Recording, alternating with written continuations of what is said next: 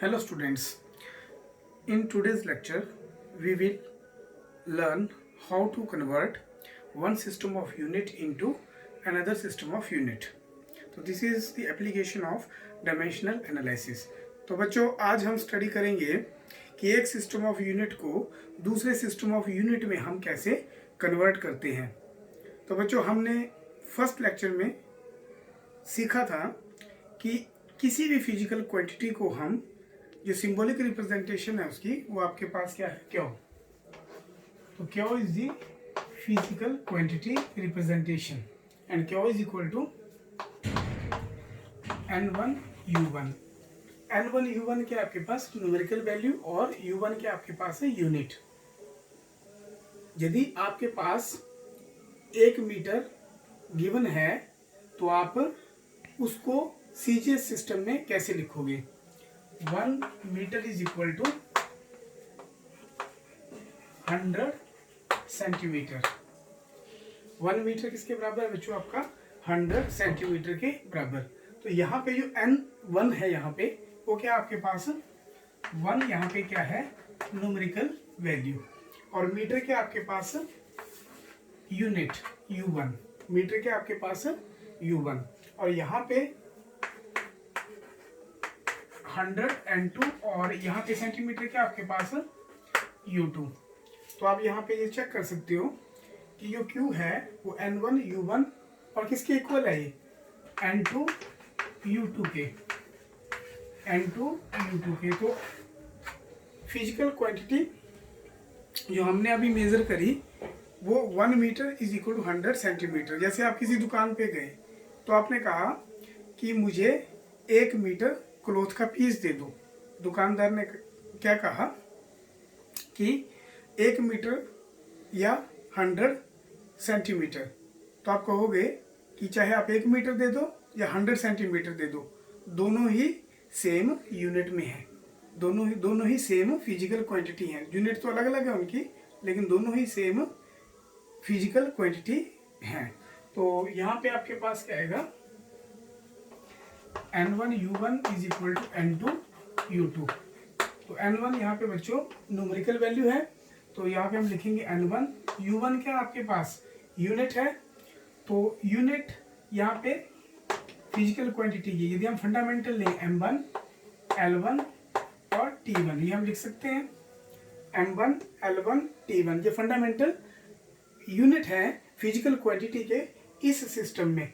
मास m1 है, l1 length है और t1 टाइम है।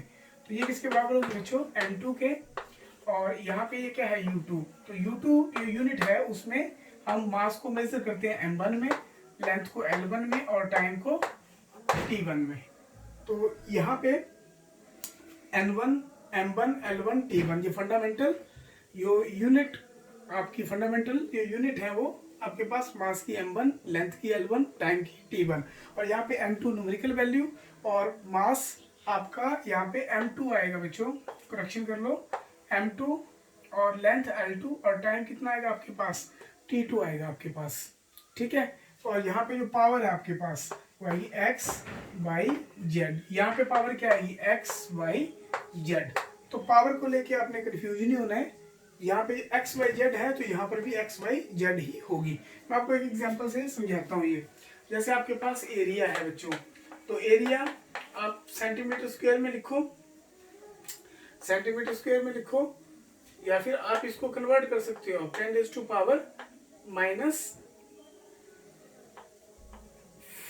Metre square. आप इसमें इसको लिख सकते हो। तो यहाँ पे आप क्या देख रहे हो, आप यहाँ पे देख रहे हो कि न्यूमेरिकल वैल्यू तो अलग अलग है लेकिन जो पावर है यहाँ पर भी स्क्वायर है, यहाँ पर भी क्या है बच्चों स्क्वायर है। तो आप इसको लिख सकते हो। जैसे एक और एग्जांपल देता हूँ मैं आपको।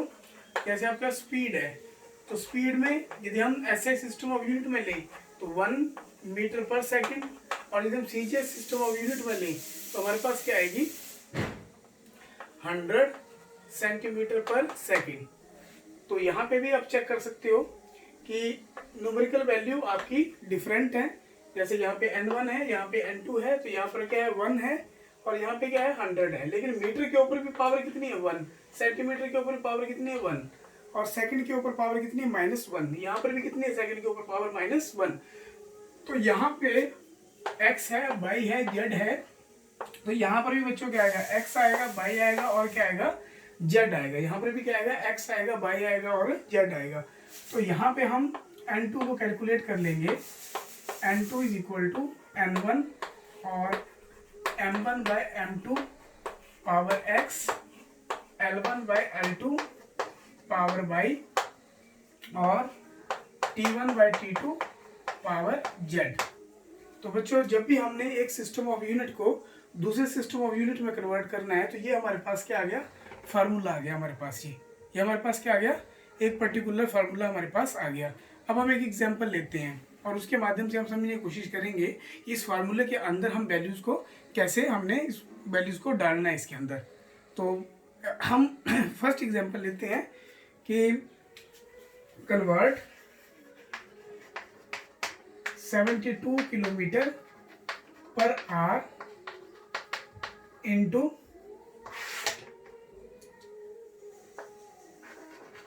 Metre per second. यहाँ पे हमें वैल्यू गिवन नहीं है, तो हम सबसे पहले क्या करेंगे, लिखेंगे 72 है बच्चों ये, तो 72 आपके पास क्या है, n1। 72 क्या आपके पास n1, राइट।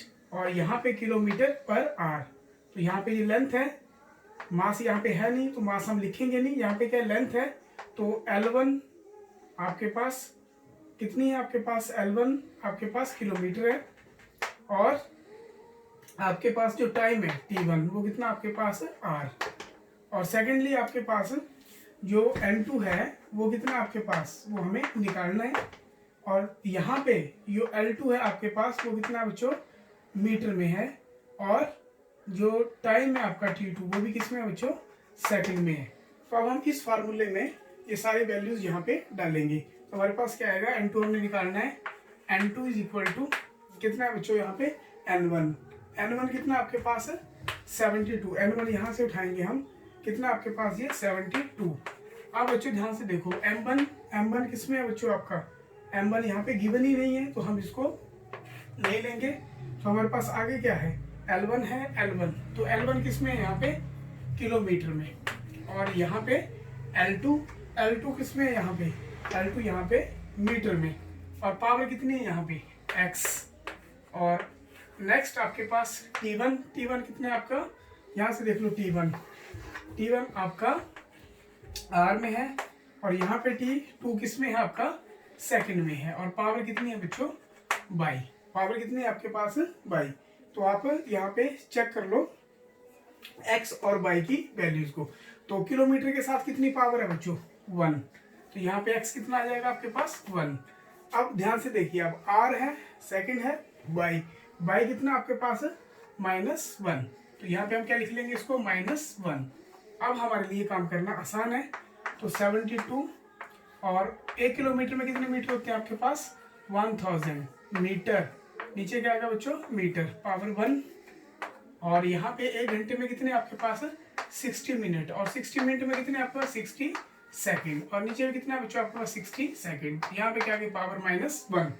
तो अब हम इसको फर्दर सॉल्व करेंगे तो फर्दर हमारे पास क्या आएगा, जब हम इसको फर्दर सॉल्व करेंगे बच्चों तो फर्दर हमारे पास आएगा N2 इज इक्वल टू 72 और यहाँ पे कितना आपके पास 1000 मल्टीप्लाइड 1000 और यहाँ पे कितना 60 मल्टीप्लाइड बाई 60 कितना आ गया आपके पास, सेकंड से सेकंड कट रहा है, मीटर से मीटर कट रहा है, 3600। कितना बच्चों आपके पास है 3600 और पावर कितनी आपके पास -1। तो हम इसको लिखेंगे 72 मल्टीप्लाइड बाई 1000 -1 पावर है तो नीचे आ जाएगा ये डिनोमिनेटर में, कैंसिल आउट 36 टू ये 72 कितना आ गया आपके पास 20। तो N2 is equal to how much 20। तो अब आपके पास सोल्यूशन आपका रेडी है। सोल्यूशन क्या है, 72 किलोमीटर पर आवर। यहाँ पे क्या था आपके पास, N2 की वैल्यू थी, N2 की वैल्यू कितनी है आपके पास 20 और किलोमीटर किस में कन्वर्ट हो गया आपका, किलोमीटर यहाँ पे आपका कन्वर्ट हो गया मीटर में और R किस में हो गया, सेकंड में। तो ये आपका सोल्यूशन है। अब आपने जो प्रैक्टिस करनी है वो कन्वर्ट करना है 1 न्यूटन को डाइन में, ये आपकी पहली प्रॉब्लम है। और दूसरी प्रॉब्लम आपके पास है 1 जूल को कन्वर्ट करना आपने अर्ग में। ठीक है बच्चों, नेक्स्ट प्रोसीड करेंगे अगले लेक्चर में। ठीक है।